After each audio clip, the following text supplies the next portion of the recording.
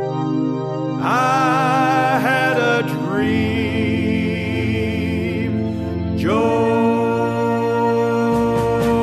I had a dream, Joe. You were standing in the middle of an open road.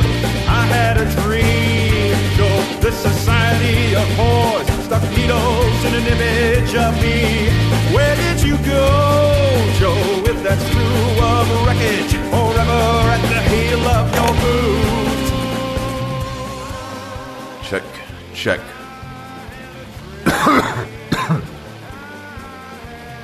This is tape number 27, or The End That Never Came.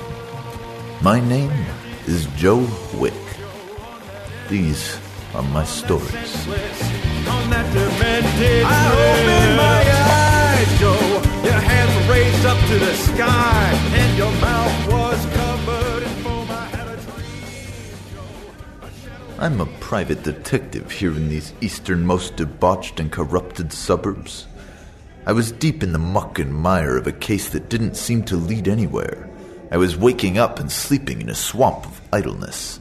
I felt my ambition wither away as I cried out in anonymity. And the only woman I'd ever loved was screwing some cretin between satin sheets. Life wasn't for me. This I knew well. I was drinking a sambuca at the Blue Butterfly amidst the regular gathering of uninspired artists and unappealing hookers. My life had reached a dead end, and there was no turning back. This was it. It was my time. I grabbed my blood dust 732 Delta and jumped onto the bar. From the smoke-clouded mirror, I could see my eyes bulging from my head as I pressed the barrel of the gun beneath my chin and screamed. Is there any one of you in here that knows me? God damn it, listen up, I'm gonna blow my head off. Shoot my motherfucking chin off of my motherfucking face right here in front of your eyes. So speak up now. Is there anybody here that'd be bothered to put down your drink long enough to listen to my story? Listen to what I've seen, what I've done? Doesn't anybody want to know what it is that I do? Anybody who understands that I cannot take it anymore? Fucking Jesus, is there no way out of this shit? I can't believe that I'm about to blow my head off here in this bar. This filthy dive that I've wasted every night for the past 3 years. Not one of you degenerates would even notice if I were gone.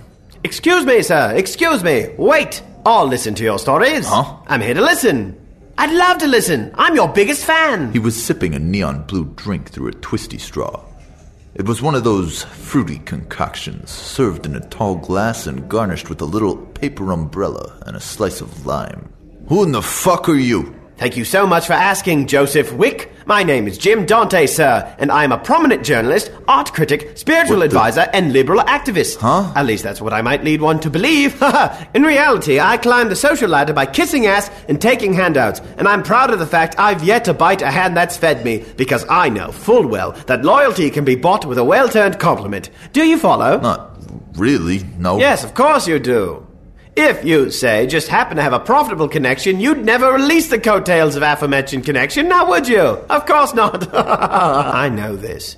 Even though my dick is hardly bigger than this little finger, I get more tail than a prize-winning stud, because in this world, I'm always the one on top. Never forget it. I was speechless.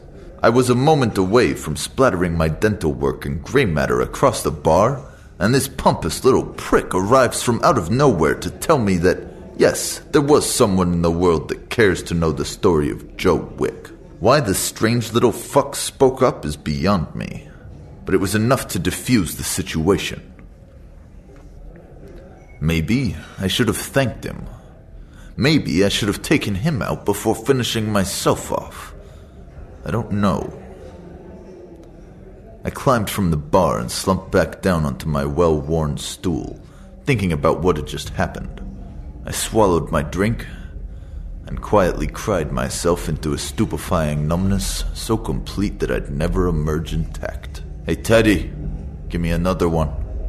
For once in my life, I was so close to taking action, to actually doing something, anything, permanent. But no. From somewhere in the night, the skinny dogs were giggling at their misfortune. From a high-rise apartment came the slapping of a fat woman's buttocks as she came for the third time that night. From between the satin sheets emerged a moan like a she-wolf. Wind chasers heading for their destination. I'll stay, face the wind.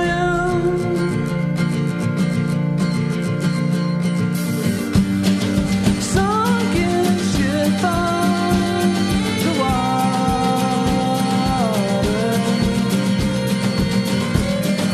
There goes Quentin. This train is flooding. When I open up the windows, I can't breathe.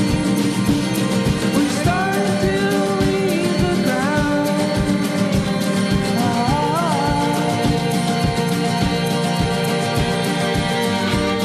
We won't be sold for nothing. If they don't under the night.